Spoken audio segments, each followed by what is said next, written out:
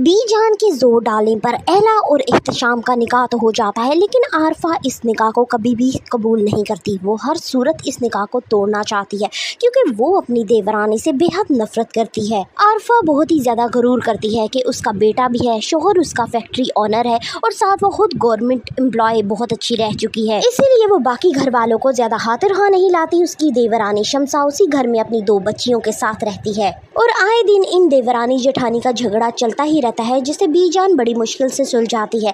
एला यानी शमसा की बेटी एहतशाम से मोहब्बत करती है और बी जान के ही ज़बरदस्ती पे उन दोनों का निकाह कर दिया जाता है। लेकिन यहाँ पे आरफा कहती है कि वो इस शादी को जल्द अज जल्द तोड़वा के रहेगी क्योंकि वो ना तो एला और ना ही शमसा को पसंद नहीं करती। एहतशाम यानी शामी को एक ऐसा मम्मी बॉय दिखाया गया है जो मोहब्बत तो एला से करता है, लेकिन वो अपनी माँ की इजाज़त के बगैर कुछ भी नहीं कर सकता। वो ये शादी तो कर लेता है, लेकिन उसकी माँ के कहने के बाद वो उसे तलाक भी दे सकता है।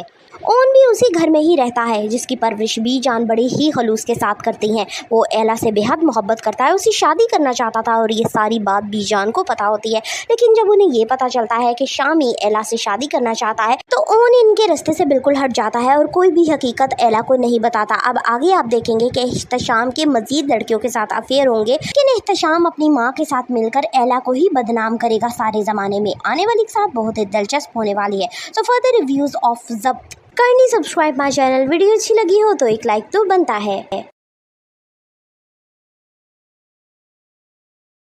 बी जान के जोर डालने पर एला और एहतशाम का निकाह तो हो जाता है, लेकिन आरफा इस निकाह को कभी भी कबूल नहीं करती। वो हर सूरत इस निकाह को तोड़ना चाहती है क्योंकि वो अपनी देवरानी से बेहद नफरत करती है। आरफा बहुत ही ज़्यादा गरूर करती है कि उसका बेटा भी है, शोहर उसका फैक्ट्री ऑनर है और साथ वो खुद गवर्नमेंट एम्प्लॉय बहुत अच्छी रह चुकी है। इसीलिए वो बाकी घर वालों को ज़्यादा हाथ रहा नहीं लाती। उसकी देवरानी शमसा उसी घर में अपनी 2 बच्चियों के साथ रहती है और आए दिन इन देवरानी जेठानी का झगड़ा चलता ही रहता है, जिसे बी जान बड़ी मुश्किल से सुलझाती है।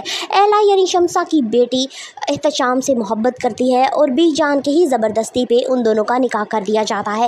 लेकिन यहाँ पे आरफा कहती है कि वो इस शादी को जल्द अज जल्द तोड़वा के रहेगी क्योंकि वो ना तो एला और ना ही शमसा को पसंद नहीं करती। एहतशाम यानी शामी को एक ऐसा मम्मी बॉय दिखाया गया है जो मोहब्बत तो एला से करता है, लेकिन वो अपनी माँ की इजाज़त के बगैर कुछ भी नहीं कर सकता। वो ये शादी तो कर लेता है, लेकिन उसकी माँ के कहने के बाद वो उसे तलाक भी दे सकता है।